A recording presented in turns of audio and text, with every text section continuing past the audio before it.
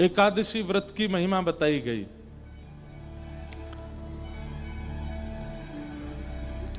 वैष्णवों को एकादशी निष्ठा, नाम निष्ठा और तुलसी निष्ठा, इन तीन निष्ठाओं में रहना चाहिए। ये तीन भाव आपके जीवन में होने चाहिए यदि आप वैष्णव हो तो। एकादशी निष्ठा, नाम निष्ठा और तुलसी निष्ठा। एकादशी व्रत के बाद फिर रास पंचाध्याय का प्रसंग सुनाया गया।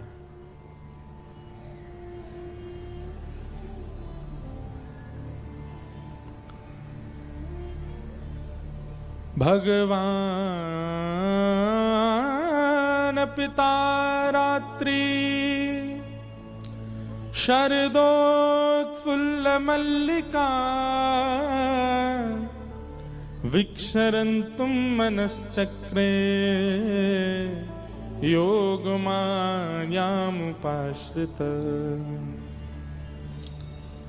यहां से रास पंचाध्याय का प्रसंग प्रारंभ होता है। बहुत ध्यानपूर्वक सुनिएगा। भगवान श्री कृष्ण ने वृंदावन में यमुना तट पर रास विहार किया। रास कहते किसको हैं? रास का मतलब नृत्य नहीं होता, रास का मतलब होता है अपने भक्त से मिलन, वही रास है। रास की परिभाषा बहुत सुंदर है, कभी ध्यान से सुनिएगा। जैसे आप जिससे बहुत प्रेम करते हैं, वो बिना आपकी इच्छा के स्वयं आपके समीप आने लगे और आपके बिना कहे स्वयं आपके प्रति प्रेम प्रकट कर दे, इसको रास कहते हैं। रस और रास ये दो स्थिति हैं। अपने प्रेमी को रिझाने मनाने के लिए आप जो प्रयास करते हो वो सब रस कहलाता है, लेकिन आपके प्रयास से प्रसन्न होकर के एक दिन प्रेमी आपके समीप आ जाए, वो रास है। हम सब रस की स्थिति में हैं और हमको रास की स्थिति चाहिए। बहुत ध्यानपूर्वक सुनिएगा। हम जब जब वृंदावन जाते हैं, राधा रमन जी ऐसे ही मिलते हैं हमको, राधा रमन जी ऐसे ही रहते हैं, ये रस है। लेकिन किसी दिन आपने दर्शन किया और दर्शन करते करते जैसे ही आपने पलक झपक के दोबारा खोल करके देखा, तो एक क्षण के लिए ठाकुर जी की जो त्रिभंग झांकी थी उसमें कुछ परिवर्तन दिखाई दिया। या तो ठाकुर जी ऐसे से ऐसे हो गए, या ऐसे से ऐसे हो गए, या कोई एक क्षण के लिए ठाकुर जी की आकृति में कुछ अंतर सा दिखाई दिया, और फिर पलक झपक के देखा दोबारा ऐसे ही हो गए। ये एक क्षण के लिए बीच में जो आपके लिए ठाकुर जी ने किया, इसको रास कहते हैं। आपके लिए ठाकुर जी सहज हो गए। परमात्मा की प्रियतम की सहजावस्था को रास कहते हैं। सहज अवस्था समझते हैं?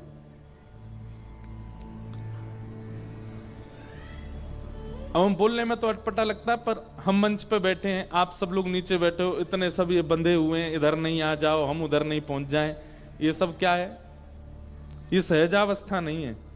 लेकिन हम ये कूद काद के वहां पहुंच जाएं, आप लोगों के बीच में बैठ जाएं, आप जो लाए हो वो खाने लग जाएं, आपके संग बैठे वार्ता करने लगे, आपके संग नाचें डोलें, कल आनंद करेंगे, होली उत्सव है। उसी को क्या कहते हैं? रास।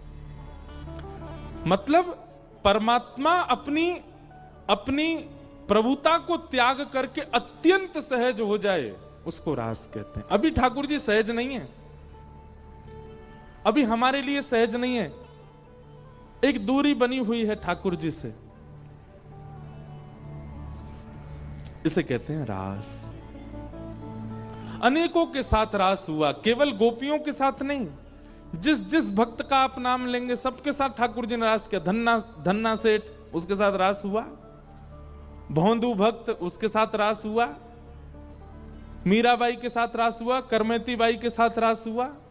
सूरदास, कुंभन दास, गोविंद दास, सबके साथ रास हुआ। गोविंद स्वामी हमारे ब्रजमंडल के एक बहुत अच्छे भक्त हुए, अष्ट सखाओं में गोविंद स्वामी।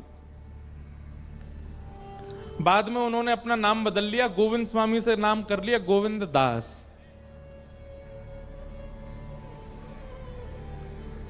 ठाकुर जी उनके साथ खेलते थे।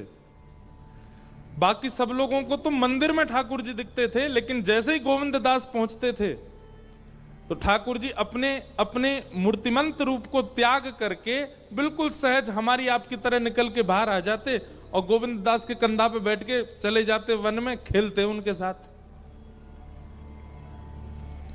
इसे कहते हैं रास। हमें ऐसी भक्ति करनी है, ऐसा नाम जपना है, ऐसा अपना व्यवहार स्वभाव बनाना है कि ठाकुर जी अपनी सहजावस्था में आ जाएं।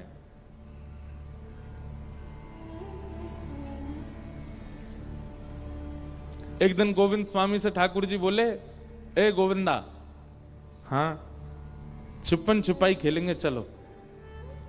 और सबको दर्शन देने के बाद जैसे मंदिर बंद करने का समय आया, दोपहर में मंदिर बंद होते हैं हमारे ब्रज में।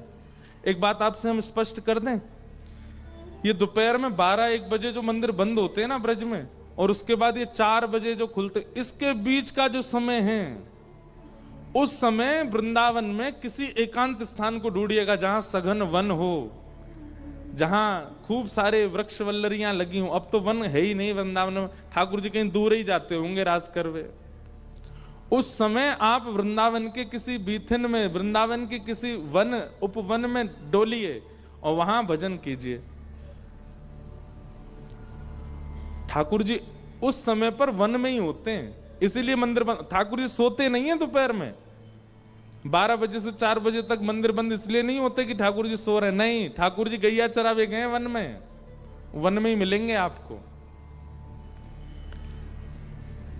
या फिर गोविंद स्वामी जैसे, गोविंद दास जैसे किसी भक्त के साथ लीला करने गए ठाकुर जी, इसलिए सारे मंदिरों के कपाट बंद होते हैं दोपहर में।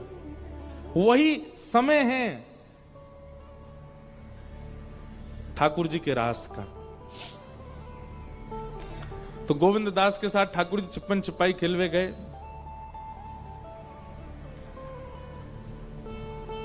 पहली बारी गोविंदा की आई। गोविंदास बोलो, लाला मैं 10 तक गिनती गिनूंगो, तुम छुप जाओ, मैं ढूंढूंगो। ठाकुर जी बोले, हाँ ढूंढ लो। गोविंदास 1 2 3 4 ऐसे गिनने लगे। ठाकुर जी दौड़े, इधर उधर दौड़ करके दूर एक कदम वृक्ष था, उसके ऊपर चढ़ गए। अब गोविंद दास की 10 गिनती पूरी भई तो उन्होंने बोला, आ रहा हूं लाला, छुप जाओ।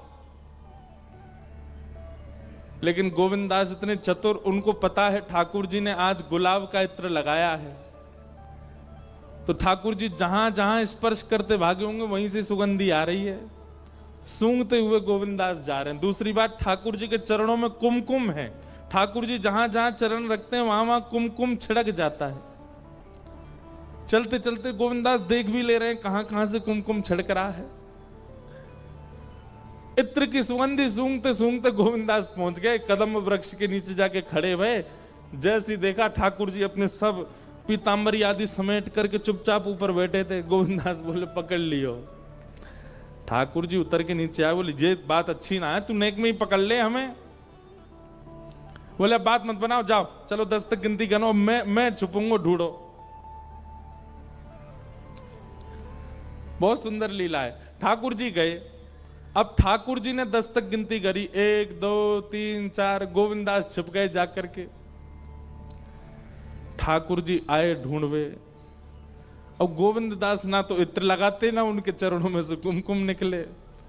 इतने गहरे वन में ऊपर वृक्ष पर जाके बैठ गए गोविंद दास। ठाकुर जी ढूंढते ढूंढते नैका देर ढूंढे ठाकुर जी। ठाकुर जी बोले, ये और विचित्र बात, अब या को ढूंढो जन, कहां चलोगे? ठाकुर जी ने मन में विचार किया, या बैठो रहने दो, मैं जाके सो जाऊं। और ठाकुर जी दौड़ के गए मंदिर में, जाके सो गए। अपने बिस्तर पे पौड़ गए प्रेम से। अब यहां गोविंद दास ऊपर वृक्ष पे बैठे हैं, मन में सोच रहे हैं ठाकुर जी आ रहे होंगे, अभी तक तो आए नहीं। सो गोविंद दास क्या कर रहे हैं, अपने आप को थोड़ा थोड़ा नीचे उतार रहे हैं कि मैं दिख जाऊं ठाकुर जी को। इतनी देर हो गई अभी तक आए नहीं। नेक उतरे पूरे ही उतर आए। और जहां ठाकुर जी खड़े हो गए गिनती के, वहीं पहुंच गए। बोले, कहां है ठाकुर जी, पकड़ लियो, मैं जे खड़ो। लेकिन वहां ठाकुर जी तो है ही नहीं। इतने में शाम का समय हुआ, घंटे घड़ियाल बजे। मंदिर के। गोविंददास बोले ये घंटे घड़ियाल बज रहे हैं मंदिर में। ठाकुर जी मंदिर पहुंच गए। अच्छा, मोकू यहां बैठो छोड़, स्वयं जाए के और वहां सोए गए हो कमरा में, याकू बताऊं मैं अभी। गोविंददास जैसे गए मंदिर के बाहर खड़े होकर के देखी तो अंदर श्रीनाथ जी प्रेम से खड़े हैं, मंद मंद मुस्कुरा रहे हैं। ठाकुर जी ने नेक नजर ऊपर करके जैसे ही गोविंददास को देखा, ठाकुर जी डर गए, बोले अब जे मुझे मारेगो या अकेलो छोड़ के आएगो मैं। गोविंददास बोले दाव दे आयो भाज कमार, कबई तो निकसेगो भार, ऐसी दूंगो मार। ठाकुर जी डरने लगे। गुसाई जी बोले जय जय कहा भयो? बोले गोविंदा मुझे मारेगो या भगा दो यहां से। गुसाई जी ने जैसे ये बात सुनी नेत्र सजल हो गए, सुनी नेत्र सजल हो गए। ठाकुर जी आप कितना प्रेम करते हैं, आप कितना स्नेह करते हैं, आप उनके साथ खेलने चले जाते हो। त्रिलोकीनाथ, तीनों लोकों का भार जिनके सिर पर है, वो इतने इतने सहज हैं, इतने सरल हैं कि सारे काम छोड़। यहां व्यक्ति महाराज ब्याह हो जाए, 2 बालक हो जाए तो उस पर इतना समय नहीं होता कि वो रोटी खा ले। ठाकुर जी तीनों लोक, और केवल मानवों की चिंता नहीं है उनको, जलचर, थलचर, वायुचर, सबकी चिंता है ठाकुर जी को, सबको देखना है ठाकुर जी को। उसके बाद 33 कोटि देवता, सूर्य चंद्र, ना जाने कौन कौन से नक्षत्र, सब ठाकुर जी के वश में। इतनी व्यस्तता होने के बाद भी वो प्रेमियों के लिए समय निकालकर उनके साथ खेलते हैं, नृत्य करते हैं, उनके घर जाके खा लेते हैं, उनके पास सो जाते हैं। इसी को कहते हैं रास, इसको कहते हैं रास। हमारे ठाकुर जी आए नहीं अभी तक, हमारे लिए अभी प्रायोरिटी निकाली नहीं है ठाकुर जी ने। सोचो बंधुओं, आपको कितना प्रेम देना पड़ेगा तब जाकर के ठाकुर जी आपके लिए समय निकालेंगे।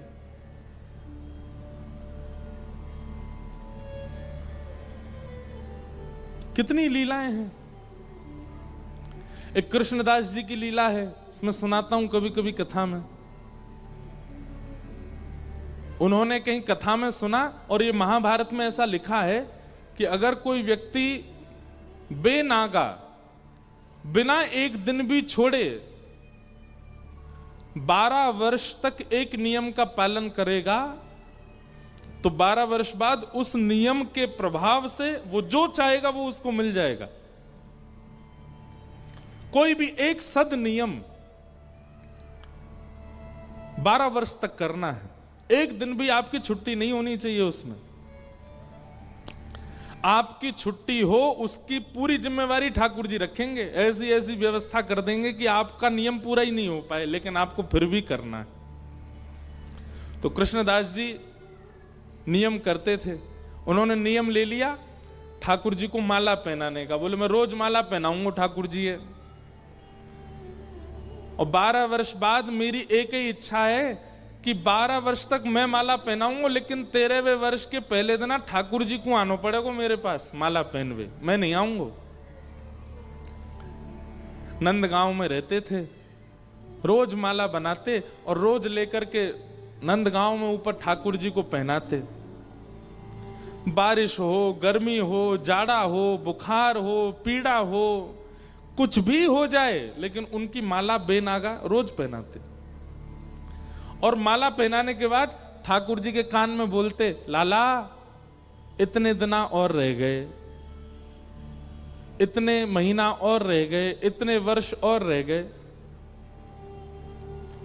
मेरी इच्छा पता है ना लाला, और कछु ना चाहिए, बस 13वें साल के पहले दिन तू आए जाइयो तो माला पहनाऊंगा वहीं अपनी कुटिया पे। 12 वर्ष पूर्ण होने लगे। अंतिम दिन था 12वें वर्ष का, और श्री कृष्णदास जी बेचारे रोते रोते जा रहे हैं। बोले मेरी सेवा पूरी है गई, आज 12 वर्ष को नियम पूरा है गयो मेरो। ठाकुर जी के गले में माला पहनाई और कान में बोले, लाला अब मेरी सेवा पूरी होगी, अब मैं ना आऊंगो, अब तू आइयो मेरी कुटिया पे।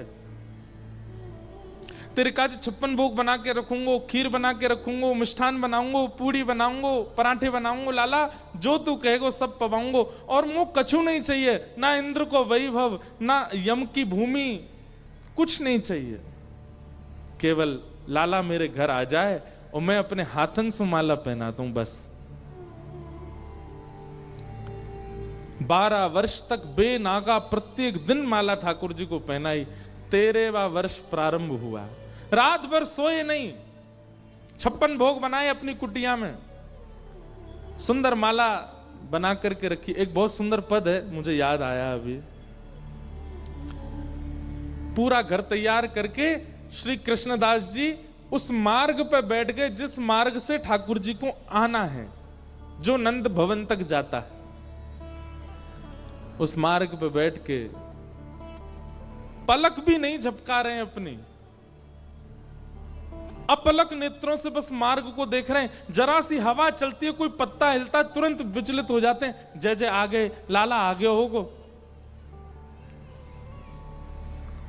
पलकन सोमग झारू मेरे, पलकन सोमग झारू मेरे, पलकन सोमग झारू मेरे, पलकन सोमग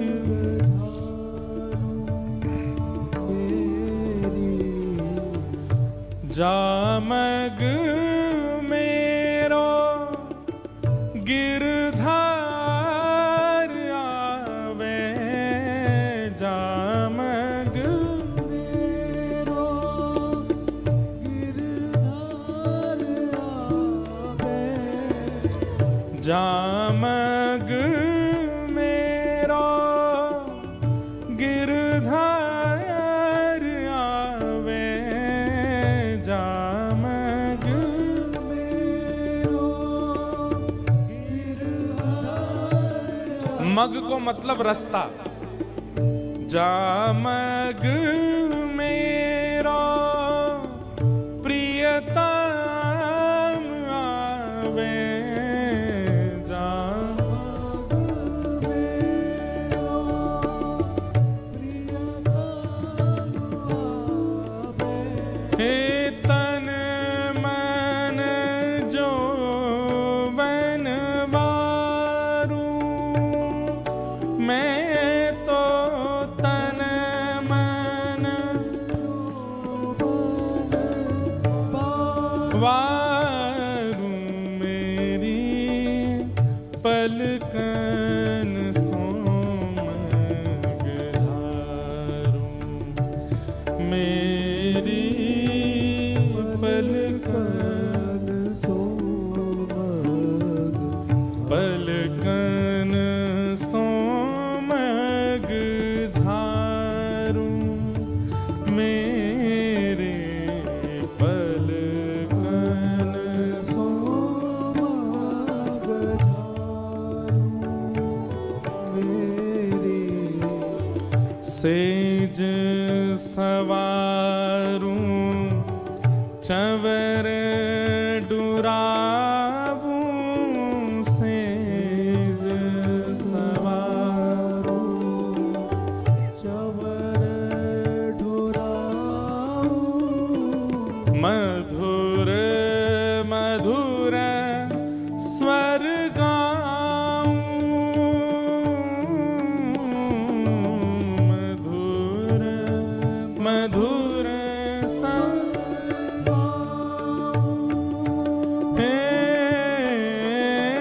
रसिक प्रीतम पिय जो मिल मोहे, रसिक प्रीतम पिय जो मिल मोहे, हस हस कंठ लगाऊं,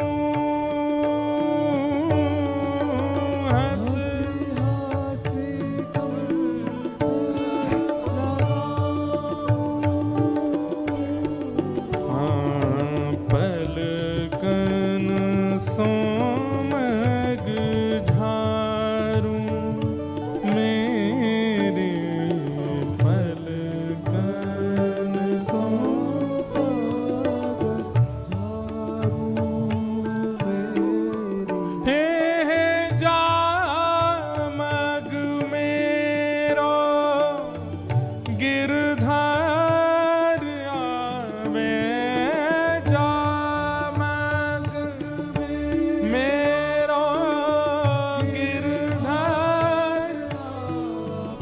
बंधुओं, प्रेम ऐसा होता है कि जिस राह पर, जिस डगर में प्रेमी रहता है ना, वो डगर भी प्रिय लगने लगती है। वृंदावन से प्रेम करने वाले, श्री राधा रमन लाल जी से प्रेम करने वाले, वो किसी ब्रजवासी को भी देख लेते हैं ना तो रोने लग जाते हैं कि वे वहां से आए हैं जहां हमारे प्रियतम रहते हैं।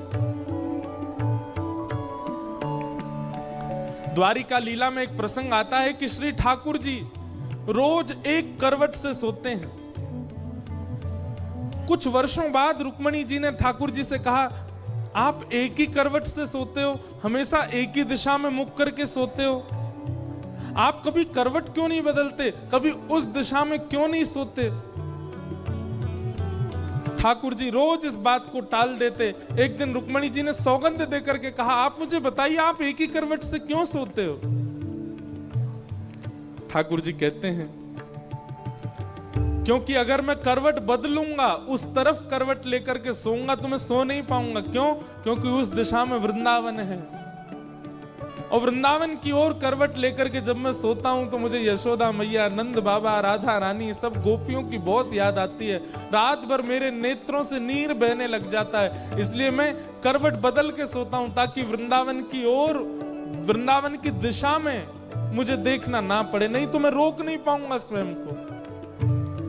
अरे कहां तक कहें, वो मार्ग प्रिय लगता है जहां प्रियतम रहते हैं, वहां के लोग प्रिय लगते हैं, वहां से आई हुई वस्तु प्रिय लगती है। अरे वो दिशा प्रिय लगने लगती है जिस दिशा में हमारे प्रियतम रहते हैं।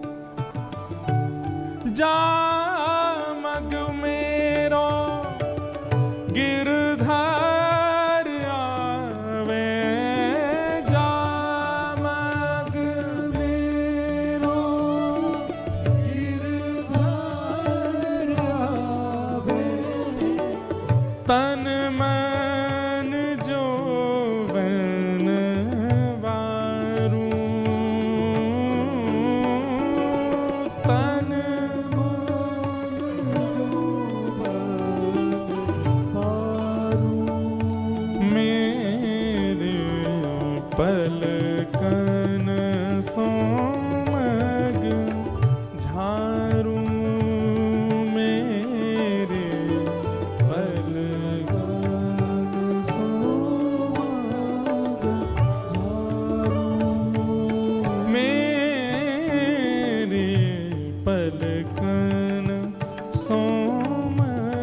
झारू, मेरे पलकन सोमग झारू। कृष्णदास आज सुबह से बैठे हैं उसी मार्ग में, जिस पलक भी नहीं झपका रहे हैं, अपनी आंख खोल करके बैठे हैं। बोले मैं वो क्षण, ऐसा ना हो कि मैं पलक झपकूं और उसी क्षण ठाकुर जी आ रहे हों, वो क्षण में बिसराना नहीं चाहता, मैं छोड़ना नहीं चाहता। सुबह से दोपहर हो गई, ठाकुर जी नहीं आए। दोपहर से शाम हो गई, ठाकुर जी नहीं आए। शाम से रात हो गई, ठाकुर जी नहीं आए। रात से जब अर्धरात्रि हो गई, तब तक भी कृष्णदास जी बैठे रहे। आ रहो होगो लाला, अभी व्यस्त होगो, यशोदा मैया ने पकड़ लियो होगो, नंद बाबा ने। आज से ज्यादा 100-150 साल पुरानी घटना है ये, नंदगांव की।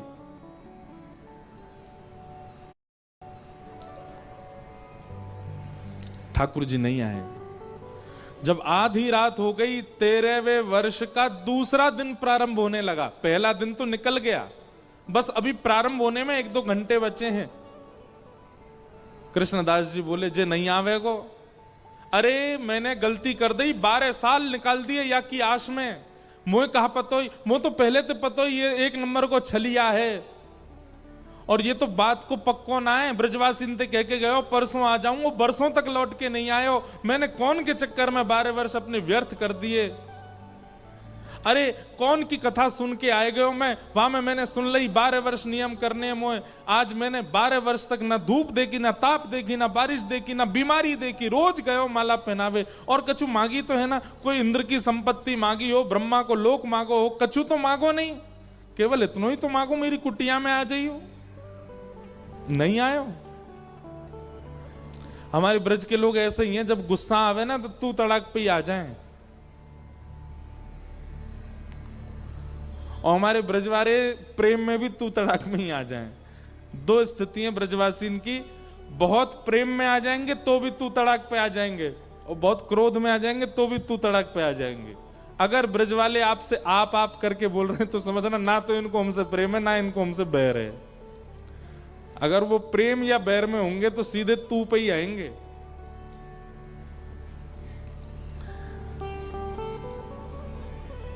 कृष्णदास जी बोले अब ना रहूंगा यहाँ पे, अब एक क्षण भी ना रुकूंगा यहाँ पे। अपने सबरे बोरिया बिस्तर बांधे, जितना 56 भोग बनाया था ठाकुर जी के लिए वो सब भी डलिया में एक जगह भर लिया, सबकी पोटली बनाई, पूरी कुटिया को उजाड़ दिया अपनी को क्रोध में, और सब सामान लेकर के निकल पड़े। कहां? बोले 12 साल नंदगाम में रह लियो, नहीं आयो छलिया, अब अंतिम श्वास तक बरसाने में रहूंगा, किशोरी जी के पास रहूंगा। नंदगांव से बरसाना इतना दूर है, 7 किलोमीटर, पता ही नहीं चलती कब पहुंच गए। 7 किलोमीटर भी नहीं है। कई लीलाओं में तो ऐसा आता है कि किशोरी जी अटारी पे चढ़ करके नंदगांव में ये देख लेती हैं लाला क्या कर रहे हैं, ठाकुर जी गौचारण कर रहे हैं, ठाकुर जी को यशोदा मैया क्या कर, पूरे दिन किशोरी जी ऐसी बैठी रहे सज धज के, वहीं ते नंदगांव में देखती रहे, पास ही है दोनों। कृष्णदास जी जैसे बरसाने जाने लगे, इतने में ही सामने से गैयान को झुंड, अनेक गैया और बड़ी बड़ी गैया सब आ रही हैं चलती भाई। अब मार्ग पूरा गैयान ते भरो और कृष्णदास जी कोने खड़े है गए, प्रतीक्षा करने लगे सब गैया चली जाएं तो मैं आगे जाऊं।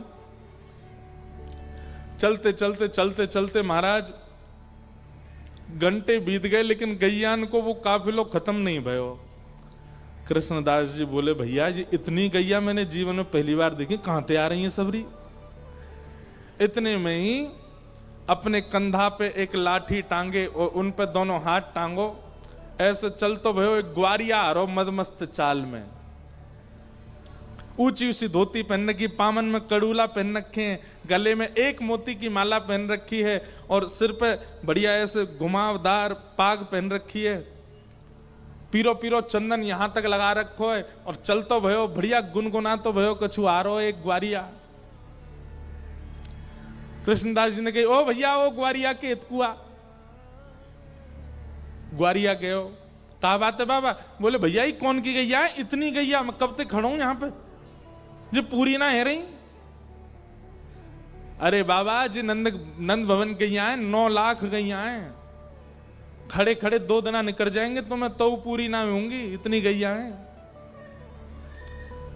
कृष्णदास जी बोले भैया मैं तो भूखो मरो, पूरा दिन है क्यों कछु खायो ना पियो, पूरे दिन प्रतीक्षा करते रहो, अब ये गैया और आ गई है सामने, अब मैं तो यहीं बैठ रहा हूं, यहीं बैठ के भोजन पा रहा हूं, फिर तब तक गैया चली जाएंगी, फिर जाऊंगा बरसाने। ग्वारिया बोले बाबा कछु खावे को तो मऊआ खवाए दो। कृष्णदास जी बोले बैठ जा, तू बैठ जा। और वो ग्वारिया सामने बैठ गया, यहाँ कृष्णदास बैठ गए, पोटली खोली, बढ़िया डलिया निकाली, ले भैया उठा के तू भी पातो रे। बाबा मेरे हाथ में गोबर बहुत लग रहा है, एक बार स्वयं पालो फिर दूसरी बार मुंह वो पवाई दे करो। कृष्णदास जी बोले हम बे है तो तू नंदगाम कोई ना, ऐसे ही तेरो स्वामी है, वानु जीवन भर सेवा करवाई है, ऐसी तुम सब नंदगाम बारे जाते जाते हो चैन ते जान थोड़ी दोगे, अब वो सेवा कराए लोग आ जाए इतकुआ, मुंह खोल अपनो। ग्वारिया ने मुंह खोल लियो। अब कृष्णदास जी एक बार पामे और फिर अपने ही हाथ से वाकू पवा रहे हैं। पाते पाते ग्वारिया के नेत्रन से आंसू आने लगे। कृष्णदास जी बोले भैया रो काई करो, का भयो? बोले बाबा मैं यूं सोच रहा हूं 12 साल ते एक दिन ऐसा नहीं निकलो कि मैंने माला आपके हाथ की नहीं पहनी हो, पर आज पूरा दिना निकल गयो, मैंने माला नहीं पहनी सुबह से। जैसे ही कृष्णदास जी ने सुनी माला नहीं पहनी, हाथ पकड़ लियो, कौन है तू, अपना रूप दिखा। तुरंत त्रिभंग लली श्याम सुंदर प्रकट है गए ग्वारिया के रूप में। और बाबा तो बोले, देख बाबा, अपनो वचन निभायो मैंने। अभी 12वें वर्ष को अंतिम दिना पूरो नहीं भयो, 13वें वर्ष को पहले दिना अभी पूरो नहीं भयो, मैं आ गयो तेरे पास। अब मत कहियो कि मैंने नियम पूरा, ला चल माला पहना दे। कृष्णदास जी के नेत्र लाल पड़ गए, मुख ताम्र वर्ण का हो गया। ठाकुर जी बोले, बाबा एक बाबा गुस्सा का कर रहा है, अब आ तो गो तेरे सामने, अब मुझ गोद में बैठा ले, मुझ प्रेम कर ले, और तू जो चाहे वो पवा दे, जैसे चाहे जो चाहे कर ले। कृष्णदास जी बोले, मैं सब समझ रहा हूं, तू काई को आयो है।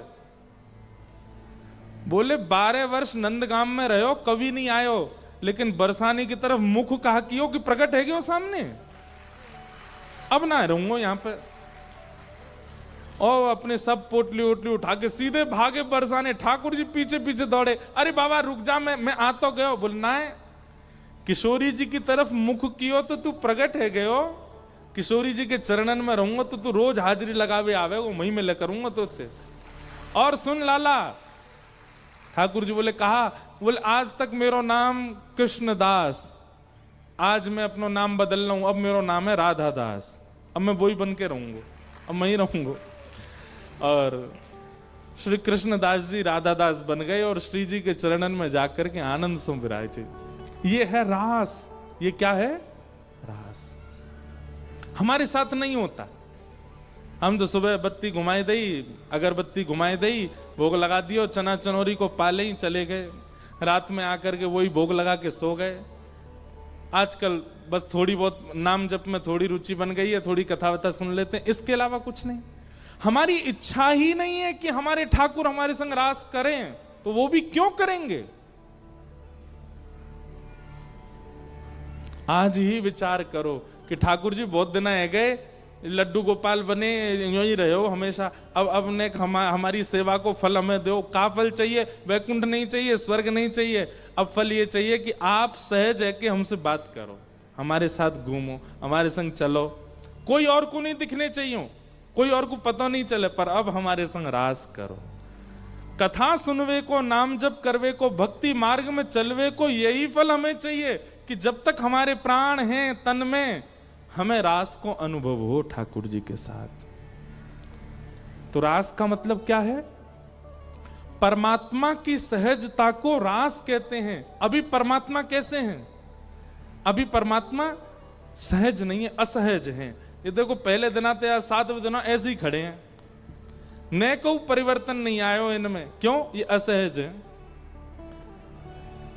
और प्रेम का यही स्वरूप है कि वो असहज व्यक्ति को सहज बना देता है। प्रेम। ठाकुर जी हैं तो बहुत सहज, उनका चित्त, उनका स्वभाव बहुत सहज है, पर हम आप सब लोगों की भावना को वो देखना चाह रहे हैं। अगर वो प्रेम युक्त होगी तो ठाकुर जी सहज बनने को तो तैयार बैठे हैं, आप सहज बनाओ उनको। इसी को कहते हैं रास।